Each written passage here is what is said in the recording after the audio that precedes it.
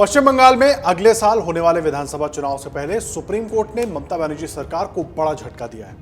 दरअसल supreme court ने गुरुवार को पश्चिम बंगाल में 25,000 शिक्षकों की नियुक्ति को रद्द कर दिया। सुप्रीम कोर्ट की तरफ से शिक्षकों की भर्ती के निरस्त करने के उच्च न्यायालय के फैसले को बरकरार रखने के बाद ही बीजेपी अब ममता बनर्जी सरकार पर हमलावर है। तो वहीं दूसरी तरफ इस मामले पर मुख्यमंत्री ममता बनर्जी की भी प्रतिक्रिया सामने आई है। आपको बता दें कि सुप्रीम कोर्ट ने पश्चिम बंगाल में 25,000 शिक्षकों और गैर शिक्षक कर्मचारियों की भर्ती को रद्द करने के हाईकोर्ट के फैसले को बरकरार रखा है। शीर्ष अदालत ने कलकत्ता हाईकोर्ट के फैसले में दखल देने से इनकार कर दिया। सुप्रीम कोर्ट ने सरकारी और सरकारी सहायता प्राप्त स्कूलों में 25,753 शिक्षकों और अन्य कर्मचारियों की नियुक्ति को अमान्य करार देते हुए चयन प्रक्रिया को दूषित और दागी करार दिया। कलकत्ता हाईकोर्ट ने 2016 में एसएससी की तरफ से संचालित और राज्य सरकार द्वारा सहायता प्राप्त स्कूलों के लिए 25,000 से ज्यादा शिक्षकों और गैर शिक्षण कर्मचारियों की भर्ती को रद्द कर दिया था। अब सुप्रीम कोर्ट के इस फैसले के बाद बीजेपी ममता बनर्जी सरकार पर हमलावर हो गई है। पश्चिम बंगाल बीजेपी अध्यक्ष और केंद्रीय मंत्री सुकांत मजूमदार ने कहा कि तीसरी बार ममता बनर्जी की सरकार पर एक बहुत बड़ा तमाचा है। ममता बनर्जी की सरकार ने नौकरियां बेची हैं। हमारी मांग है कि ममता बनर्जी इस्तीफा दें। ममता बनर्जी को गिरफ्तार करना चाहिए। ये तीसरी बार ममता बनर्जी की सरकार की गाल पे बहुत बड़ा एक स्लैप है, थप्पड़ है। ममता बनर्जी की सरकार ने, ममता बनर्जी ने और उनकी पार्टी ने नौकरियां बेची है। आज एपेक्स कोर्ट ऑफ इंडिया की इस वर्डिक्ट की वजह से ये पूरी तरीके से प्रूव हो गया। और इसके बाद भी ममता बनर्जी आज मीडिया के सामने आके अपनी मुंह दिखा पा रही है। इतना निर्लज्ज मुख्यमंत्री हमने अपनी इतिहास में कभी नहीं देखा। और मुझे लगता है कि आने वाले 8 तारीख को और एक केस है, सुपर न्यूमररी केस, यानी इसी सरकार ने इन चोरों को बचाने के लिए, यानी जिन्होंने पैसा देकर ब्लैंक ओएमआर शीट जमा करके नौकरी मिला जिनको, उनको बचाने के लिए कैबिनेट बैठा था। कैबिनेट ने सुपर न्यूमररी पोस्ट क्रिएट किया और इनकी नौकरी को फिर से बहाली की थी।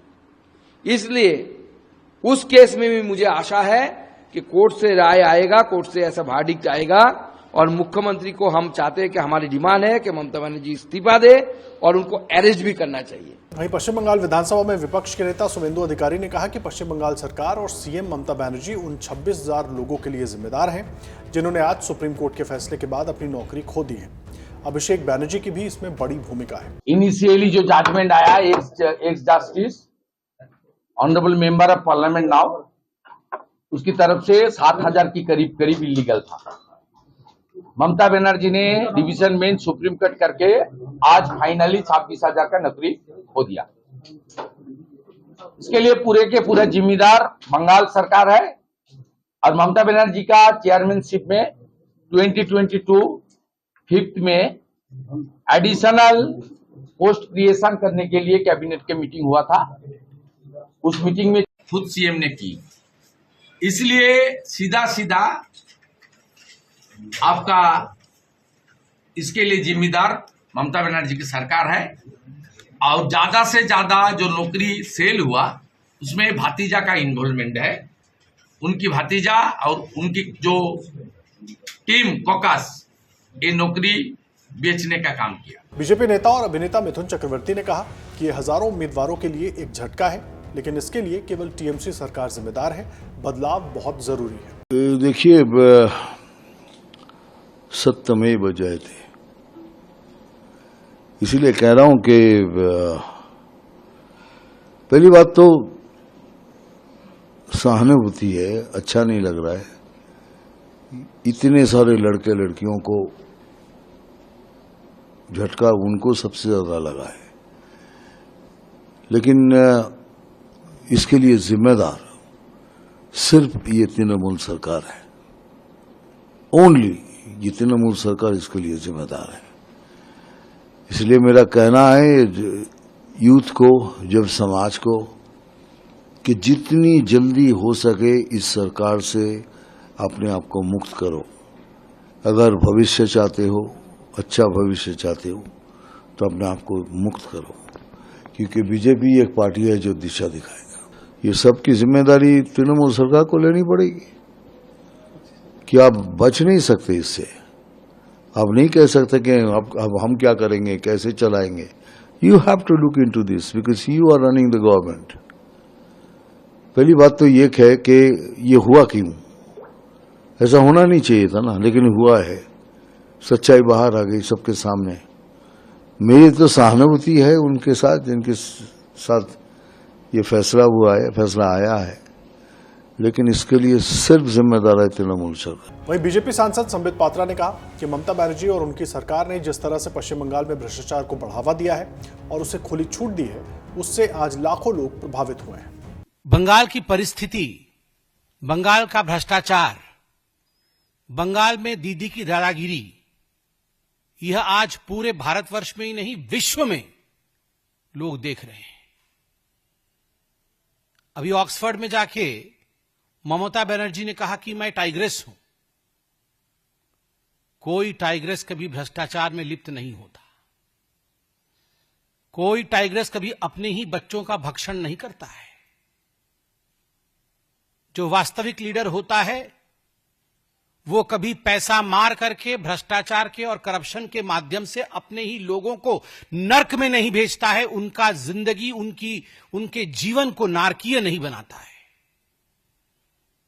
मगर बड़े दुख के साथ कहना पड़ रहा है कि ममता बनर्जी एवं उनकी सरकार ने बंगाल में जिस प्रकार से भ्रष्टाचार को अनलीश किया है, भ्रष्टाचार को खुलेआम छोड़ रखा है, आज उसका गाज लाखों लोगों के ऊपर पड़ा है। बीजेपी नेताओं के इन बयानों के बीच सीएम ममता बनर्जी ने भी सुप्रीम कोर्ट के फैसले पर बड़ा बयान दिया। मुख्यमंत्री ममता बनर्जी ने एक प्रेस कॉन्फ्रेंस को संबोधित करते हुए कहा कि मैं न्यायपालिका और न्यायाधीशों का बहुत सम्मान करती हूं, लेकिन मैं मानवीय दृष्टिकोण से इस फैसले को स्वीकार नहीं कर सकती।